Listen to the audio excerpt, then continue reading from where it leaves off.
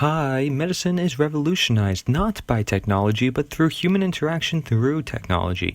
As we see this growing more and more as we head into centuries of technology dependence, a great amount of mental stress such as depression and anxiety, and the feeling that something is just not right, confusion in the world of mass information and people and perceptions alike. If you think for one moment that being an online figure is great, especially if you're making a lot of money, think again. It's not about the money. In fact, life can still be stressful. Dr. Kanojia and his organization HealthyGamerGG prove this to be true. I think that that's actually the most dangerous and insidious part of video game addiction, is that it actually prevents you from becoming the person that you actually want to be in this world. Sure, the game is fun and you enjoy playing it, but 5 years down the road, are you going to be happy with where you are? Or would you have rather spent some of that time doing something else? And if the answer to that question is yes, I would rather have spent my time doing something else, then you've got a problem. And that's what I'm here to help you with. I write an essay about why I want to be a psychiatrist, or why I think that the field of psychiatry is exciting. And I didn't write about video game addiction back then, because it wasn't really a thing and people didn't really know what that was, and it's even still sort of just becoming a thing, at least within the academic community. And while I was training, I kind of went to these people who were kind of the brightest minds in psychiatry and like experts in the field. And I asked them, can you tell me a little bit about video game addiction, or can you tell me how to help people who have problems with video games? And none of them really seemed to know. And the more people that I asked, the more I realized, like, oh, the leaders in the field of psychiatry are all in their 50s, 60s, and 70s. And so they've actually never played a video game. The people that teach us psychiatry, the people who are experts in depression and anxiety and addictions, are all sort of at the end of their career or middle of their career. And they've actually never really played a video game, so they don't really know what it's like. And so then I was trying to figure out, how can I learn about this? Because my teachers, they don't really know too much about it. And so I started just talking to gamers. I started working with gamers. I started talking to gamers from all over the world through the internet, and people from the Middle East and South Korea and North America. And I just started working with them and trying to figure out, trying to understand, why do you play video games? And the more that I understood about, talking to them, the more I learned about video game addiction, and the more that I got, the more I learned about being a psychiatrist and how to help people, I realized, like, maybe I actually can help these people. Because a lot of them had seen psychiatrists or therapists, but what happens is they get diagnosed with something like depression or anxiety. And they get started on an antidepressant, and they go home and they take their pill and they keep playing video games. Because their problem, while they are depressed, their problem really isn't that they are depressed. Their problem is that they play too many video games. And so I started to work with these people and tried to help them, and as the years went by and I worked with more and more gamers, I started to get better at it. And so now I feel like I know a little bit about what I'm talking about. But I have to admit that, the disease is relatively new. We don't really know a whole lot about it. There hasn't been years or decades of research the way that there has been on cancer treatment or treatment for depression. But at this point, I do feel confident that I can help you some, or at least that's my hope. It's not about whether you're an addict or not. I think where we need to start is to help you guys understand why you play video games in the first place, and what function video games serve for you. And then we also need to think about, how do video games shape you? How do they change your brain? How do they affect your neurochemistry? How do they affect your ability to form relationships and your ability to solve problems? Because they definitely do. When a human brain does something for 4 hours a day, pretty much every day of the week, that whatever activity they do is going to change their brain. If you think about someone who plays music for 4 hours a day, that's going to change the way their brain works. It's going to change the way that their auditory cortex develops. And in that same way, gaming shapes you guys. So the goals of these lectures are not necessarily to overcome your addiction, but to gain understanding about yourself and understanding about how the gaming that you do shapes the person that you are. And they've helped many, with many people asking for their help, and without drugs, but with building a relationship and finding the root causes. Radiation of such technological devices and other forms of materialism actually making us the machines, where instead we may see connection to forms of consciousness in nature. Two other factors that may affect us, like the drugs being administered, overused, and given for a domino effect of symptoms, one on top of the other. The past experiences we've had, the different places we've been in life, and not really knowing where we belong. A movement started where it is of growing demand, where people are seeking games to feel better, despite not many games coming out, being that there are mostly remakes or additions or DLCs, in a gaming and medicine industry often now focused on psychologically manipulating you, making you addicted, making you spend more money and so forth. But perhaps this reflects society, the lack of ability to feel more fresh and vibrant, maybe even seeking someone who can represent such, especially when all else seeks to profit from you instead. How do these substances actually affect the chemistry in someone's brain? And so the more I work with gamers, the more I realize that gaming certainly has effects in people's brains, but those effects tend to be a little bit more subtle than what happens with biological addictions like alcohol. Whereas gaming affects your brain in slower ways. It's not like it's not an actual chemical or physical substance that's entering your bloodstream and directly activating parts of your brain. The way that games affect your brain tend to be in smaller ways, and they tend to affect different parts of your brain at the same time. So a lot of the problems that gamers have are, they think they're lazy and that's the reason that they don't get a job. But the more that I've worked with you guys, the more that I've realized your brain actually has not been able to operationalize that problem for you. And since you can't operationalize it, you kind of don't know where to start. So I could ask you, like, how do you find a job? And you could tell me a couple of things. But even though you're able to rationally understand that, there's a part of your brain called your frontal lobes, which does your planning, which is the part of your brain that lets you plan and execute actions, which actually gamers have frontal lobes that are sort of underdeveloped.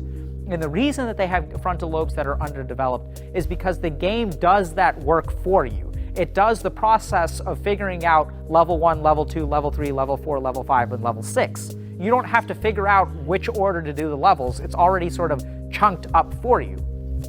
And so this is why gamers sort of struggle a lot with abstract problem solving or open-ended problems, because those are the things that usually people require to move forward in life. Take a look at yourself and ask yourself, why do I play this game? When is it that I feel the best in the game? What's so exciting about downing a raid boss in World of Warcraft or FF14? Like, why does that feel so good to us? It's because it's hijacking this thing called the Triumph Circuit, and you feel like you've really accomplished something. All games are designed to be beaten by most people, otherwise they wouldn't sell. And so it's all this artificial hijacking of this circuitry, which can be really dangerous, because that's the same circuitry that causes us to actually work really hard in life. And if we're activating it without working hard, then it becomes really hard to activate it by working hard, because why would your brain want to work hard and activate it when you can just get the shortcut and activate it through a game? And so understand that when you play the game, it's actually tampering with your brain in a way that is especially challenging to deal with. The reason that you can't stop gaming is not because you're lazy or not because you don't have willpower. It's because there are fundamental parts of your brain that drive behavior that are driving your gaming. Because the Triumph Circuit drives your behavior. And so you have this fundamental piece of yourself that is forcing you to game. And you have to understand that about yourself. You really have to understand that piece of yourself if you want to have any chance of getting control of your game. It's because there are parts of your brain that involve changing your behavior, which actually get shut off when you play a video game. And the way that that happens is that's mediated through the experience of negative emotion. And when you quiet those negative emotions, you inhibit your learning circuitry. And so gaming is actually really paralyzing because it prevents you from learning. And that's why y'all feel so paralyzed, because you know that you need to stop, but it's like there's this ogre inside you that won't let you stop playing video games. And that's because there's a part of your brain that's just not learning. It's not learning about the consequences of your actions. Even if you understand it up here, that reptilian brain is not letting you change your behavior. So you guys may ask, well, if this is the case, then like, am I just screwed? Because if I'm playing a game and it's not going to let me learn, am I just fucked? And the answer is actually no. There is a way forward. In the way forward, we're going to talk a little bit more about emotions, but the more that you're able to experience emotions, and the more that you're able to sort of activate that amygdala and tolerate that negative emotion, the more that you don't suppress those emotions, the more you'll start to learn and reactivate that learning circuitry.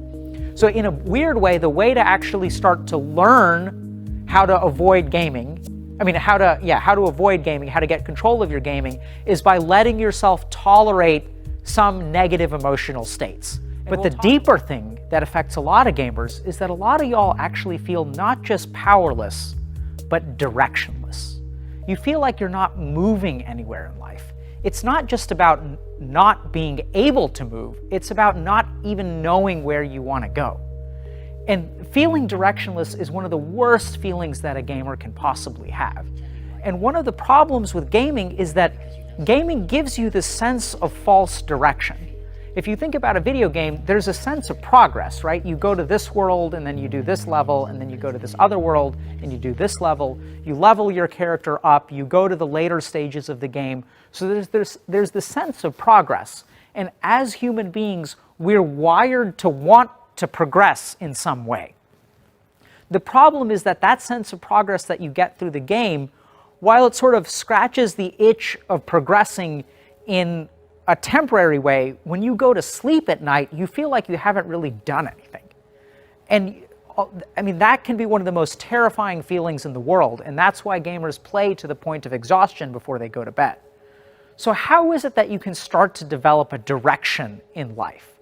I think the first thing that you have to do is understand the difference between doing something with meaning and doing something that is a desire. So what I mean by that is, if I ask a gamer, like, where do you want to be 10 years from now? Most of the answers that they come up with are actually desires. They're not actually true interests. They're not things that they value. But where healing is often at need and talk, profit shouldn't be the foreground. With success not in money but in helping and in happiness, HealthyGamerGG rises to the top, especially in an industry that is only growing as people become more immersed in video games than in movies, and where more hours are spent and invested. HealthyGamerGG has shown that medicine doesn't have to just be in real life. It could also be online. After all, life is just one very big and complex video game. Therefore, perhaps the master of all gaming would be the one who can beat the game called life. However, who can really do this? We are so often immerse ourselves in these realities that aren't the reality we live in, and yet we seek it to please the reality we currently live in. Everything that we do in life shapes us in some way. Our experiences get planted in our brain, and then our brain learns from them and changes the way that we interact with the world. So one of the things that it's really important for gamers to understand is, how does playing games shape the person that you are? What does playing games teach your brain? And then how does your brain use that information or that knowledge from playing games and approach the real world? What happens with gamers is, since they spend so much time online, that scrutiny starts to become really uncomfortable for them. And they start to lose confidence in who they are as a person. And I know that, we've talked a little bit earlier, but I know that a lot of you guys have trouble moving with confidence in the real world, whereas you feel so much more comfortable and so much more confident when you're behind a computer screen. And so the more time you spend behind a computer screen, the less confident you become in the real world. And that can really cause problems for relationships, especially romantic relationships. And one of the biggest problems that gamers have with romantic relationships is that gamers tend to give in order to get. And I'll explain what I mean by that. So let's say that you're a gamer and you spend a lot of time online, and then you're also a college student, and you meet a girl and you think she's cute and you like her. But since you kind of don't have confidence, you sort of feel like, you're not as attractive as some of the other dudes in the college, or you don't have quite as much money, or you don't dress as nice. And so you kind of see these deficiencies in yourself, and you're attracted to this girl. So what do you do as a gamer? You end up trying to level that playing field.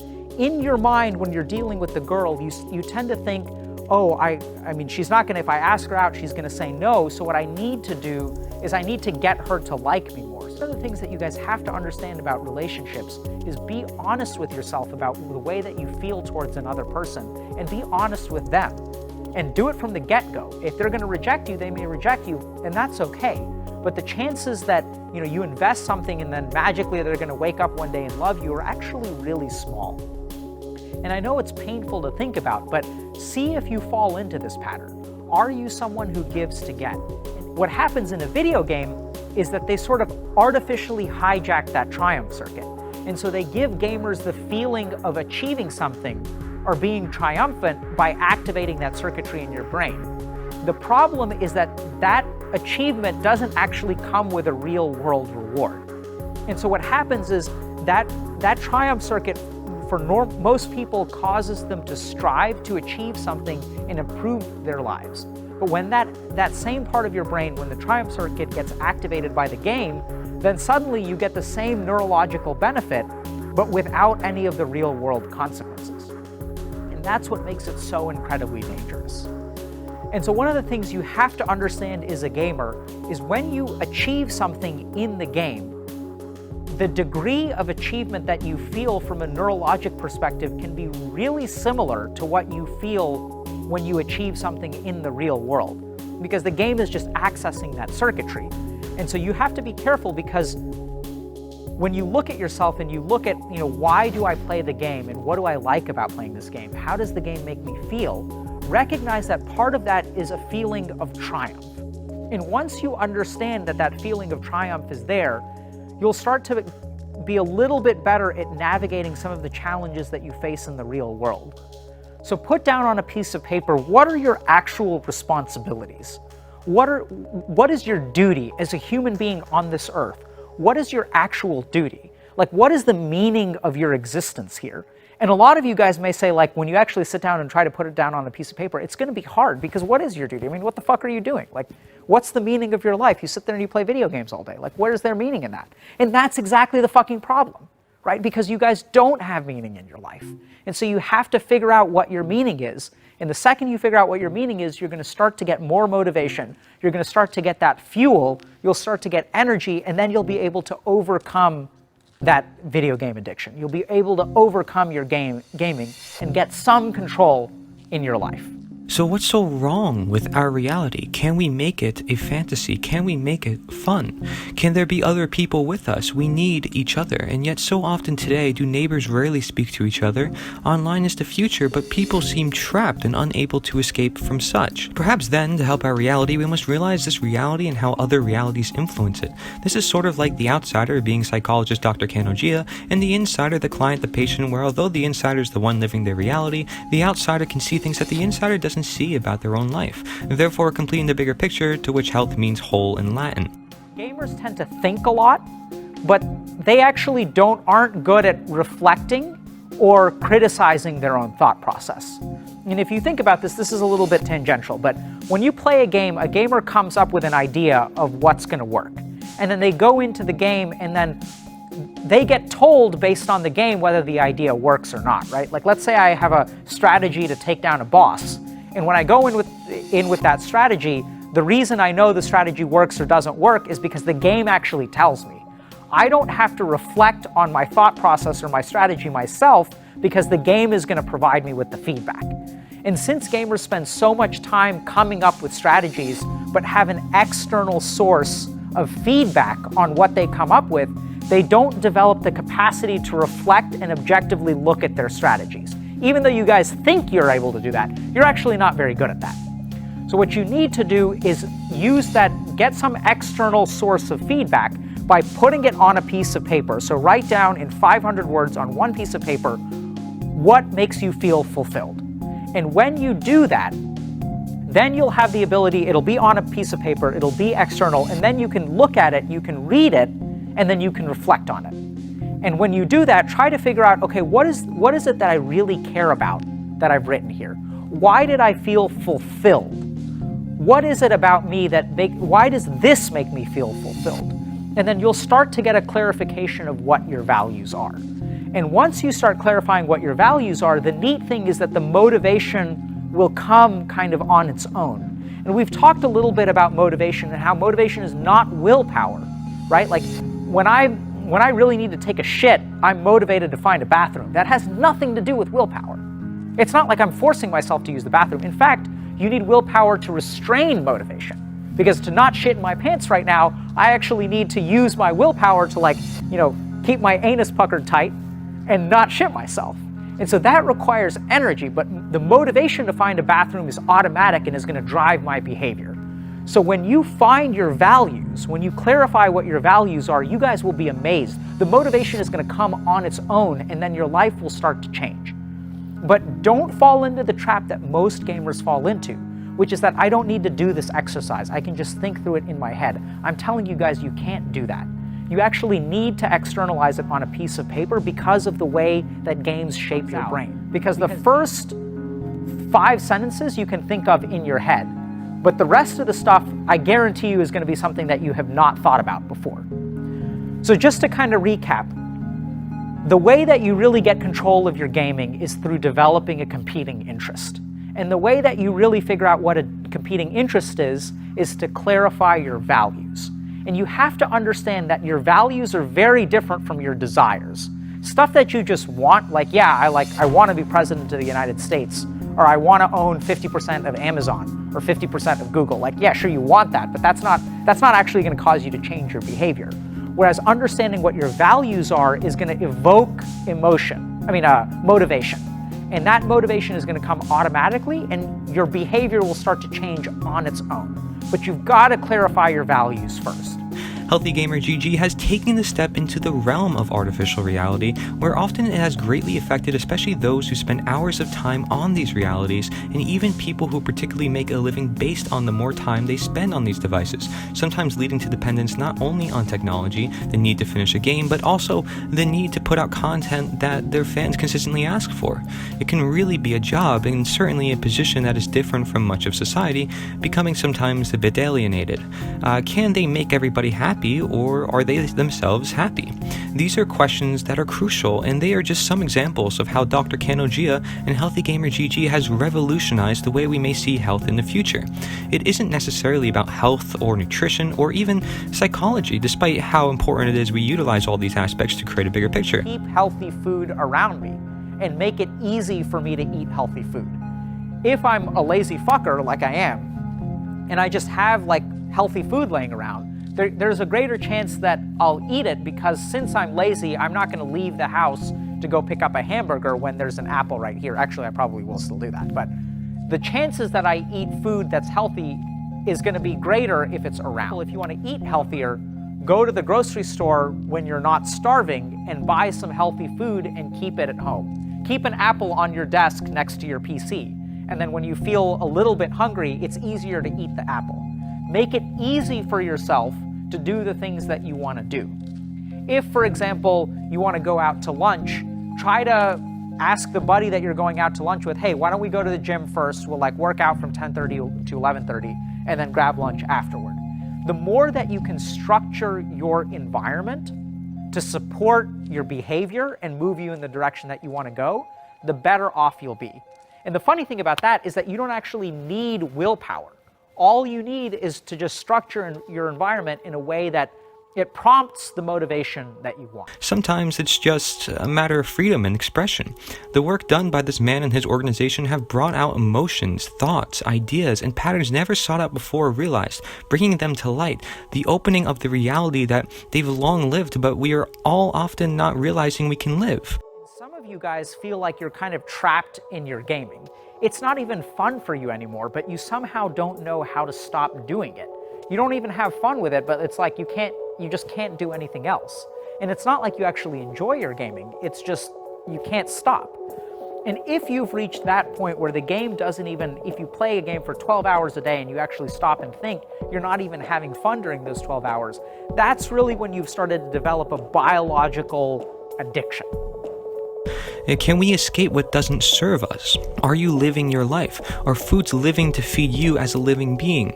Will we fulfill what is life to make the best of it and listen to not only the outsider, but at the roots, our body, soul, spirit, mind, and so forth, to better understand our situation, our conditions? You you guys have problems is because if you think about it, video games actually do all of the operationalizing for you. They've figured out what all of the pieces are, and so gamers are really good at putting the pieces together, but they really struggle with figuring out what the pieces are. So in the same way that we can teach the 4-year-old how to break down the abstract problem into pieces, we can actually teach you guys how to break down an abstract problem of financial independence or finding a girlfriend into pieces. And if we can transform an open-ended problem into a closed-ended problem, then your analytical mind will take over and you guys will have no problem whatsoever. Nonetheless, HealthyGamerGG's logo is green, not for weed, but for the fact people are looking to feel better naturally with nature, the greater and innate universal truths and harmony, and away from drugs and starting to take charge of their own health for a change. Health movements should learn from this. We have a health crisis in our country, with some being overworked, much being overlooked, and much going with the flow, but much going to overflow, not too sick but also not too healthy, and many not talking one-on-one and establishing a relationship. Don't focus on the grade, try to focus on what you actually learn. Try to focus on what you're doing, not what you're getting. So I'll give you guys a prime example. So a lot of gamers say that I need to get in shape. What does that even mean, get in shape? Like, you can't get into shape. Like, that's not a thing. What is that? Like, does that mean having washboard abs? Does that mean losing 10 pounds? Does that mean being able to bench press 300 pounds? Does that mean chicks turn around and look at your butt when you walk by? Like, what does that mean, getting into shape? It's not a thing. It's not a real thing. And this is the way that gamers think. They tend to think in really broad, kind of abstract terms. They think about these goals like, oh, I need to get rich. Like, what is rich? Is that $10,000 a year? Is it $50,000 a year? Is it $1 million a year? Is it $10 million a year? We don't actually know. It's not a real thing. So what they need to do, instead of focusing on getting into shape, is be action-oriented. So change that from a goal, from an objective, like getting into shape, to even you can look at something like a more concrete goal. Like you can say, okay, getting in shape means losing 10 pounds. But even that, I would say what gamers need to do is don't focus on the goal, focus on the action. So instead of telling yourself, I need to get into shape or I need to lose 10 pounds, tell yourself that I need to go to the gym 3 times a week.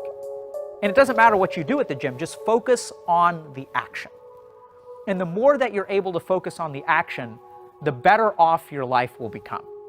Because at that point, you're just going to the gym 3 times a week. Whether you get into shape or you don't get into shape actually doesn't matter so much. The more that you focus on what you're doing, the better your chances are of being successful in life. So instead of focusing on getting a job, why don't you focus on applying to 10 jobs a week? You guys see the difference there? It's subtle, but it's actually gigantic. One is something that is absolutely under your control. You can apply to 10 jobs a week.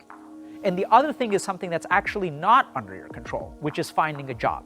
Because maybe all those jobs are filled, maybe they're not filled, maybe there are more competitive candidates, maybe the people there don't like you, maybe they don't like your name, so they're going to throw your application away, maybe the mailman gets the application lost. There are a lot of things that can happen in terms of outcomes, which are actually outside of your control. And the more that gamers get hung up on outcomes, the more problems they run into. And if you guys want to really start getting control of your life, if you want your life to start moving forward, then what you need to do is focus on the action. Don't try to get in shape. Go to the gym. Just go to the gym 3 times a week and do whatever the fuck you want to. Sit on a bench if you want to. I don't care. But you'll be surprised. You'll be amazed at how much focusing on the action and ignoring the result actually moves you closer to the result.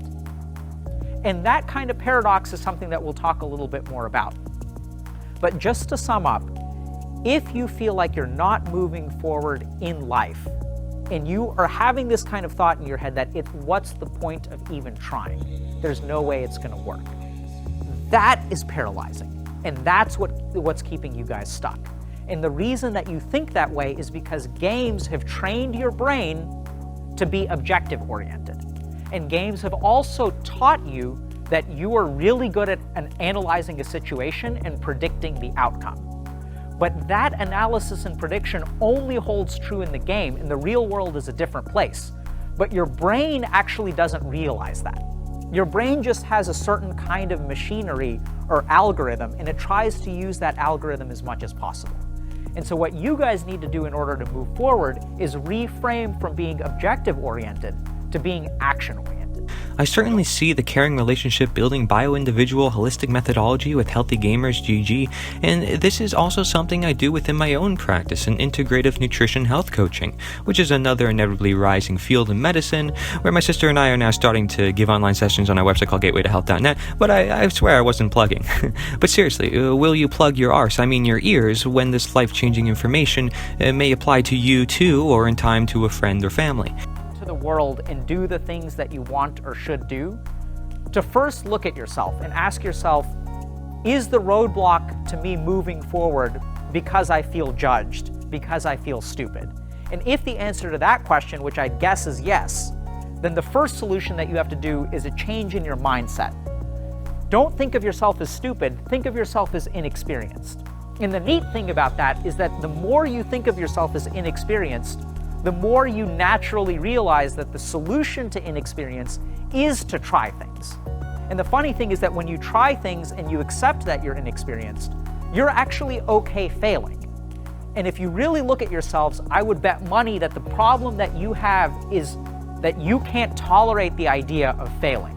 But if you can reframe to inexperience, then failure is kind of a normal part of it, right? You've got to learn, you've got to stumble a couple of times before you learn how to walk.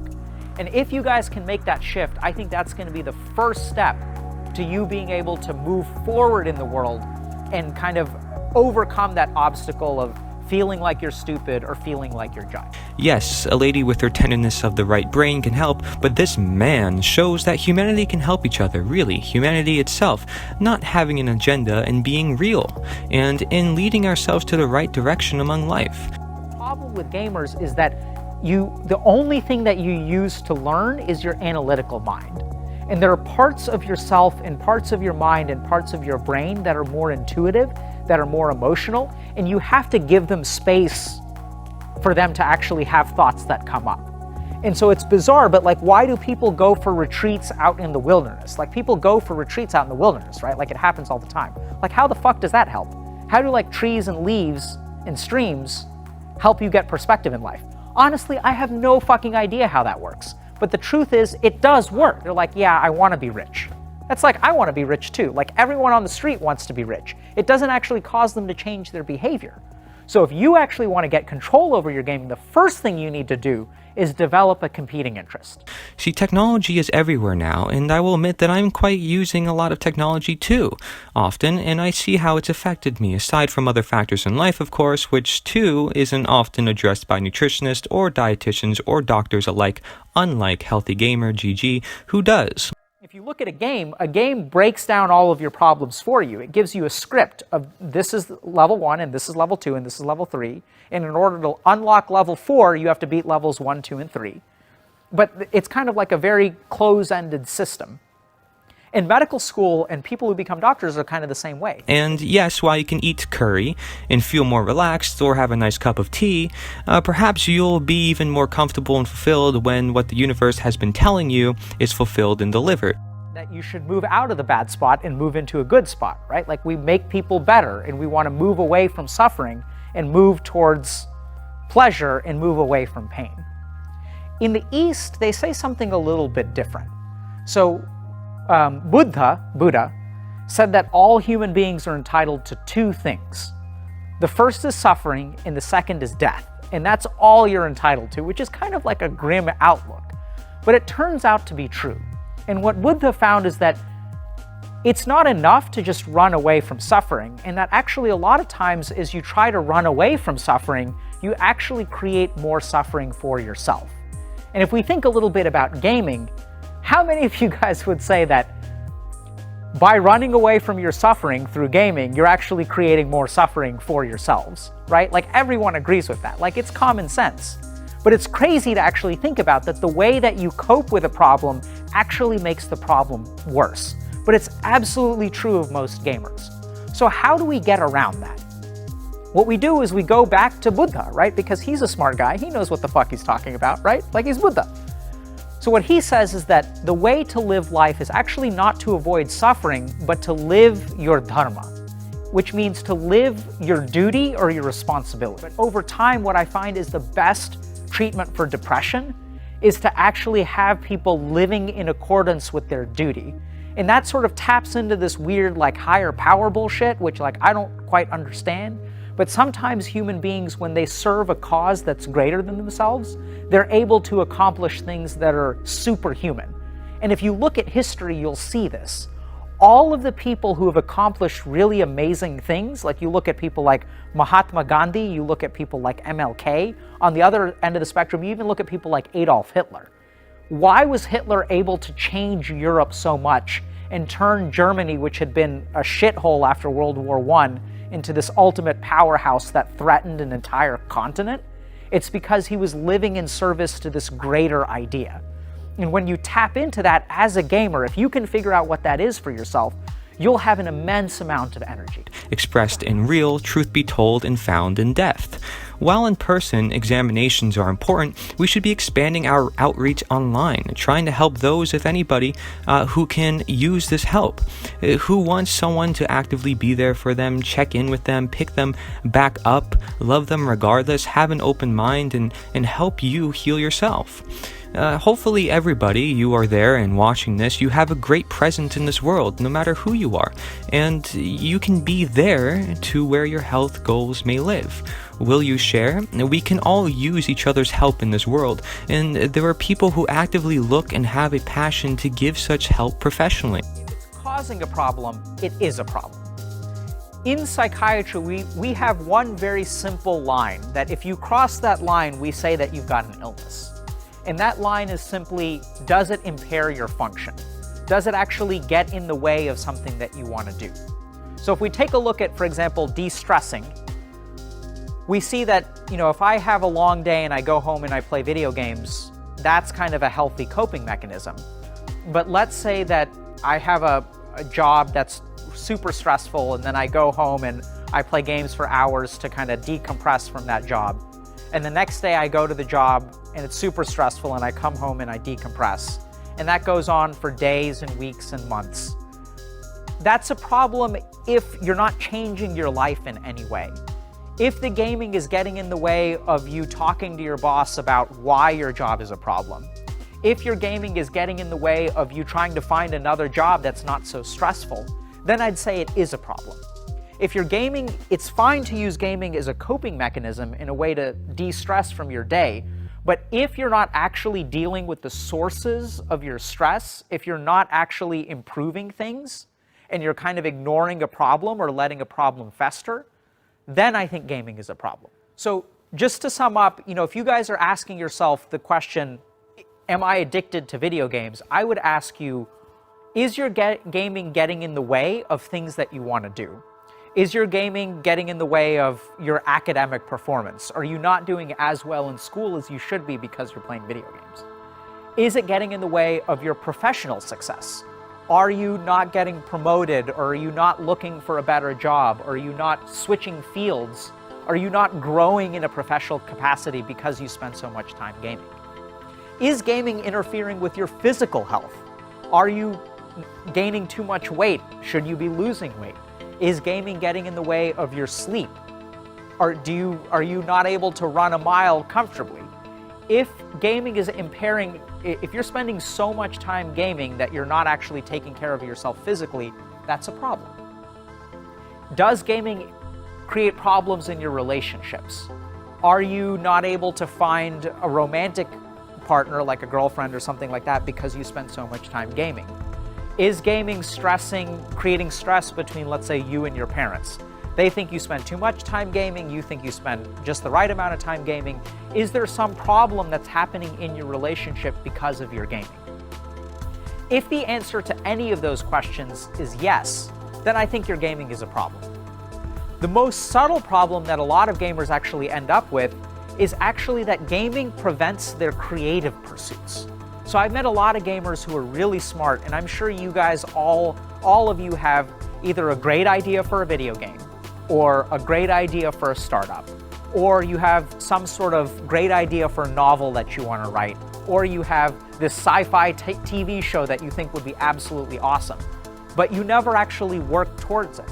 You never actually sit down and start to write the opening scene of your TV show because you spent so much time gaming. It's like, that guy's really hardworking and I'm lazy, and that's the reason I am where I am. The fascinating thing is that's just not true. It just isn't true. It's not about laziness, it's not about intelligence, it's about developing a particular cognitive skill of taking an open-ended abstract problem and being able to chunk it up. And what I found when I work with gamers, when I work with you guys, is that if we can sit down and actually do this, consciously take a problem that you have and operationalize it, break it down into its component parts, and figure out what you need to do at each step of the way, then the gamer suddenly starts moving forward in life. They suddenly start getting better. They start becoming more financially independent. They find better jobs. They even find girlfriends. Because we talk a little bit about getting into shape and upgrading your wardrobe and figuring out what to, like, getting rid of the fedora and then like shaving that neck beard that you've got. And like gamers start to like do better in life if we chunk down why they can't find a girlfriend. It's because of the fucking way you dress, and it's because of the way that you smell. And it's because you're so fucking socially awkward because you spend the whole day in front of a computer screen. So before you do that, you gotta go and take an improv class. And once they take an improv class, they feel more comfortable socially. And they feel more comfortable around women, and then women don't think that they're creepy because they know how to interact with women.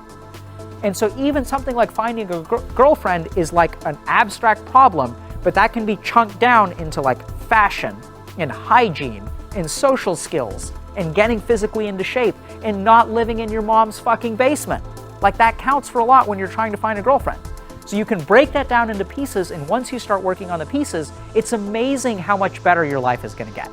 But in order to do that, you have to learn how to actually break down that problem. Because your brain right now hasn't needed to do that. It hasn't needed to do it because you spend so many hours playing video games where that's been done for you. So one of the things that I invite you guys to think a little bit about is, do you actually know how to achieve the goal that you say you want? If you want to be financially independent, do you know the steps around doing that? And if you sit down and you start writing those steps on a piece of paper, I am almost certain that you're going to come up with like 6 or 7, which are going to be pretty abstract in and of themselves. And that's when you're going to stop, and that's when you're going to have trouble. And so what we need to do if you want to start moving forward in life is teach your brain how to take that abstract problem and turn it into a concrete one. Because the neat thing about gamers is if I give you a concrete problem and I give you a concrete set of tools, you'll figure it out on your own. So the first step is taking an open-ended problem and turning it into a closed-ended problem. With what HealthyGamerGG has shown us through putting care in health care, a gamer can become whole again and have fun in all realities, as life contains such, where games can and are supposed to be fun. This is a tribute to HealthyGamerGG and Dr. Alec Kanojia. Great work. I really appreciate everything you guys do, and thank you very much for watching. My hope is that I can take those years of experience helping gamers and helping parents of gamers and helping spouses of gamers, in my years of training as a psychiatrist, and to be able to put those two together and to help you in some way. And I really hope that I can. My hope is to equip you or empower you with this information so that you can get understanding around your gaming, and by gaining understanding, eventually get control over this person that you are. And by getting control over yourself, my hope is that you can move in the direction that you want to and stop being a problematic gamer and start being a healthy gamer.